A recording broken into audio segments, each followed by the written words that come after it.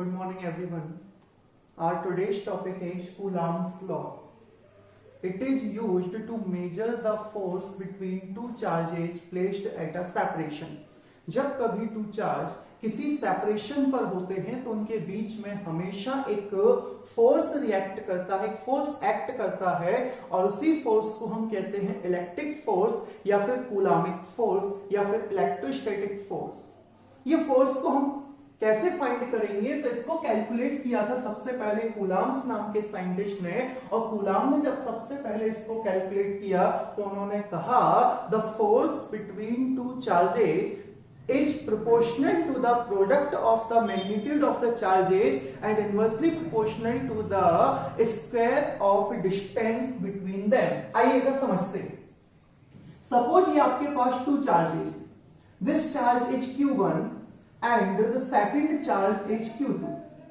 ये पहला चार्ज है आपके पास Q1 और दूसरा चार्ज है आपके पास Q2, और इन दोनों ही चार्ज के बीच का सेपरेशन हमने कंसिडर कर लिया है small r।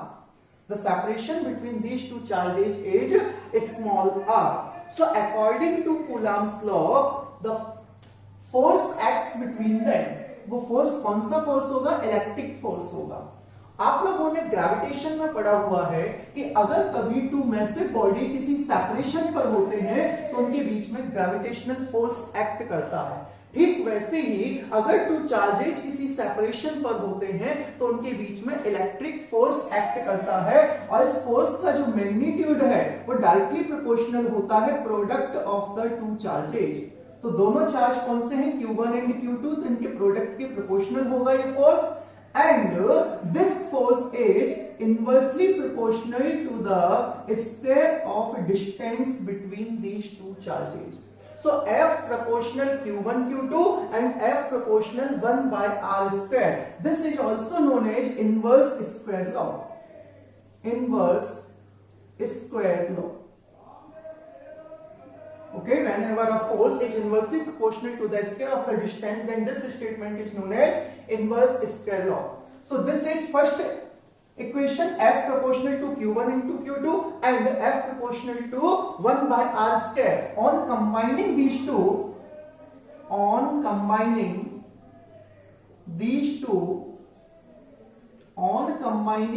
two, we get क्या मिलेगा आपको? तो आप इन्हें कंबाइन कीजिएगा तो आप लिख सकते हैं F proportional Q1 Q2 divided by R square. F proportional Q1 Q2 divided by R square, और प्रोपोर्शनलिटी का साइन जब आप यहां से हटाएंगे तो आप जानते हैं कि हमेशा एक कांस्टेंट पुट करेंगे हम, और ये कांस्टेंट है आपका K Q1 Q2 divided by R square। So this is the electric force between two charges according to Austin Coulomb। अब यहां पर ये K क्या है? So इस K को क्या कहते हैं dear students? This K is known as constant of proportionality। This is known as constant of proportionality, and different system में इसके की जो वैल्यू है वो डिफरेंट होती है। In CGS system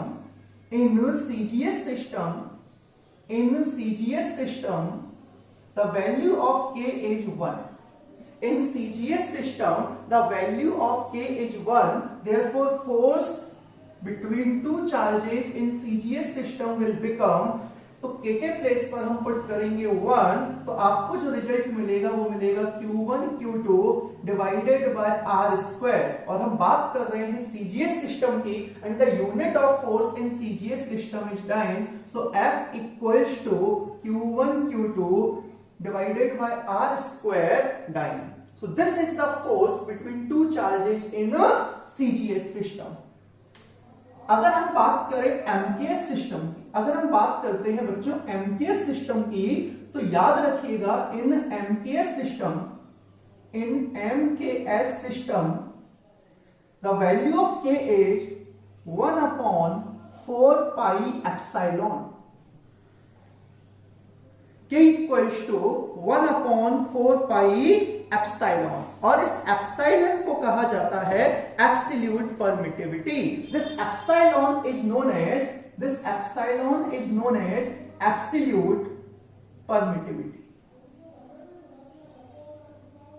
This epsilon is known as absolute permittivity. Okay, and remember one thing, ये जो epsilon है, it is the product of epsilon naught and epsilon r. epsilon जो है वो epsilon naught और epsilon r का product होता है. So what is epsilon naught and what is epsilon r? तो देखिएगा यहां ध्यान से, epsilon naught is known as absolute permittivity, absolute permittivity of free space, or air. So this is known as absolute permittivity of free space, and epsilon r is called dielectric constant or relative permittivity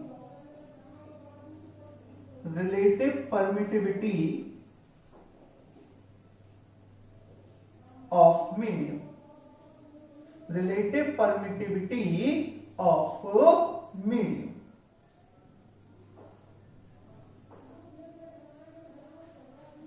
तो यहां पर आप देख रहे होंगे कि ये term बार बार आ रहा है, permittivity. So what is permittivity? So please remember guys, permittivity is the property of a medium. It is the property of a medium which determines the electric force between two charges in a medium. What is permittivity? Permittivity is the property of a medium which determines the force between two charges in that medium. Okay, so it is the property of medium. So epsilon is called absolute permittivity, epsilon naught is called absolute permittivity of free space or air, and epsilon r वैसे vacuum होना चाहिए लेकिन हम उसको air भी बोल सकते हैं. epsilon r equals to dielectric constant और relative permittivity. यहां याद रखने वाली बात जो है वो ये है कि this is a constant value, this is a constant value. epsilon naught जो होता है इसकी वैल्यू फिक्स है, but epsilon r is the relative permittivity of medium, and on changing medium the value of epsilon r also changes. तो epsilon r की value medium change करने पर change हो जाती है. For example epsilon r equals to होता है 1 for vacuum. epsilon r की वैल्यू वैक्यूम के लिए कितना है? 1. हम इसकी वैल्यू 1 लिखते हैं. epsilon r is approx 1 for air. Air के लिए हम इसकी वैल्यू लिखते हैं 1. फॉर मेटल्स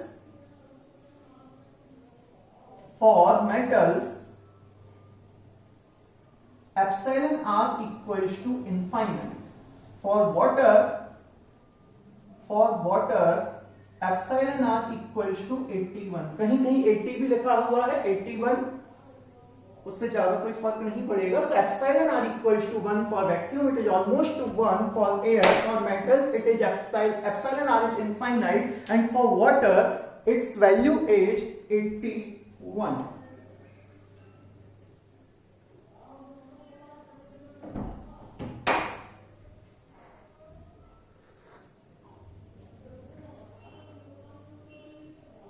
इतनी बात क्लियर है?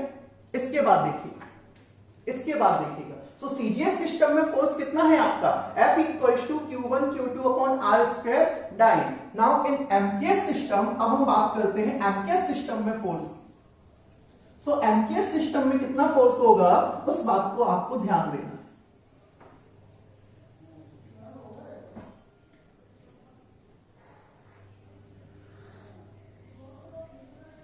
देखिए, इन एमकेएस सिस्टम, तो एमकेएस सिस्टम में अगर हम फोर्स की बात करें, so F equals to 1/4 pi epsilon into Q1 Q2 divided by R square. यही होगा क्योंकि हमें K की वैल्यू पुट करना है. The value of K in MKS system is 1/4 pi epsilon. Okay, और we can write this is the force in a medium.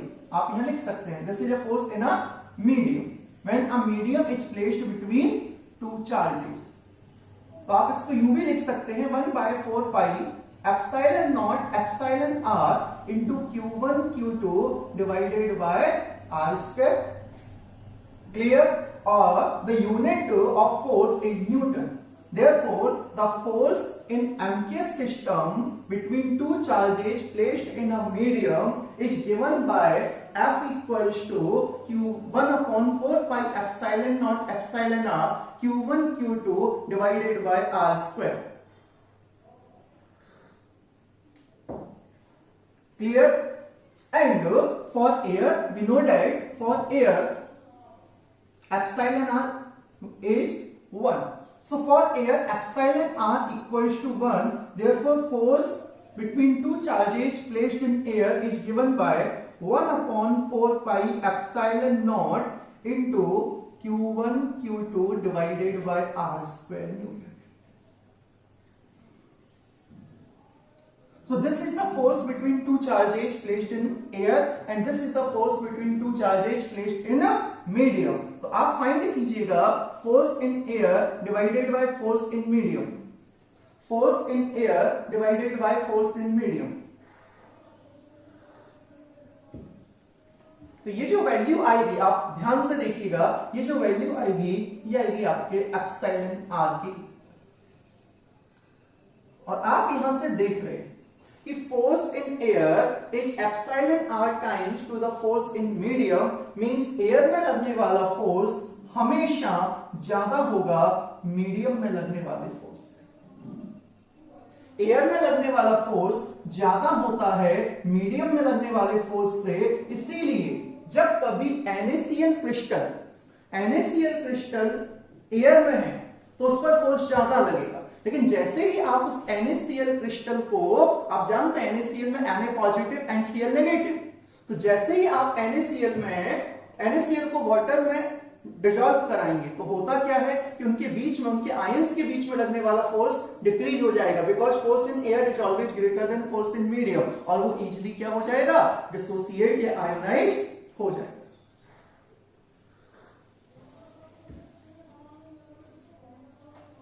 तो इस कंसेप्ट को याद रखिएगा, force in air is always greater than force in medium. So what is epsilon not?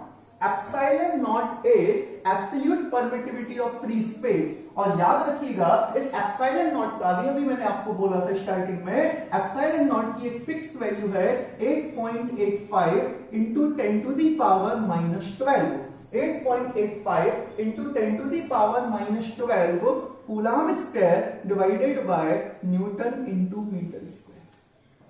Coulomb square divided by newton into metre square. तो अगर आप यहां पर एप्सिलॉन नॉट की वैल्यू पुट करते हैं, पाई 4 की वैल्यू पुट करते हैं, so we will get 1/4 pi epsilon naught equals to 9 into 10 to the power 9।